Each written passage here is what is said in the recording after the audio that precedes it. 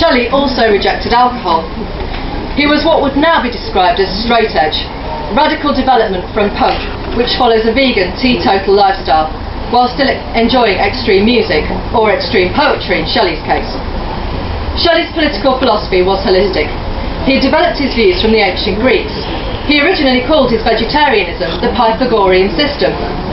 He also read Thomas Paine's Rights of Man, and the works of William Godwin, such as An Inquiry Concerning Political Justice, and Mary Wollstonecraft, who wrote A Vindication of the Rights of Woman.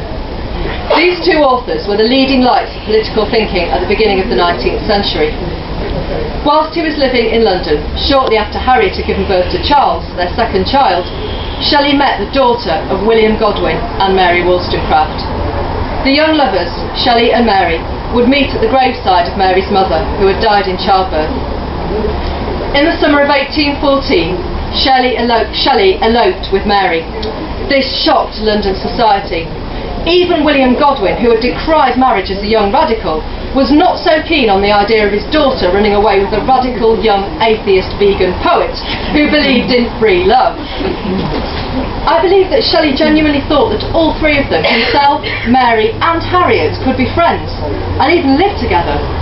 However, he was madly in love with Mary and showed little concern for Harriet's feelings when he wrote to her. You think I've injured you? Since I first beheld you almost, my chief study has been to overwhelm you with benefits. Even now, when a violent and lasting passion for another leads me to prefer her society to yours, I am perpetually employed in devising how I can be permanently and truly useful to you. In what manner my time and my fortune may be most securely expended for your real interests.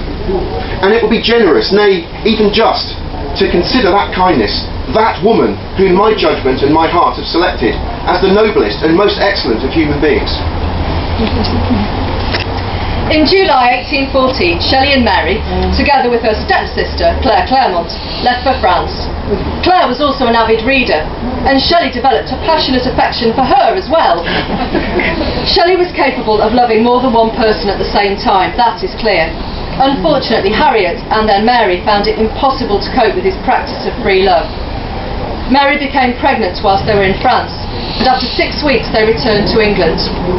Mary's journal describes how they had scared off the boring expats that they had encountered by expressing their radical politics, especially their views on slavery. Sadly, in 1815, Mary's baby was born prematurely and died. She became pregnant again almost immediately. Shelley's grandfather died, and he inherited an allowance of £1,000 a year, which gave him a little bit of financial stability. In June 1816, Mary gave birth to his son William. Shelley wrote the exotic and erotic poem Alastor, the Spirit of Solitude. He dreamed a veiled maid sate near him, talking in solemn tones. Her voice was like the voice of his own soul, heard in the calm of thought, its music long, like woven sounds of streams and breezes, held his inmost sense suspended in its web. Knowledge and truth and virtue were her theme, and lofty hopes of divine liberty, thoughts most dear to him, and poesy, herself a poet.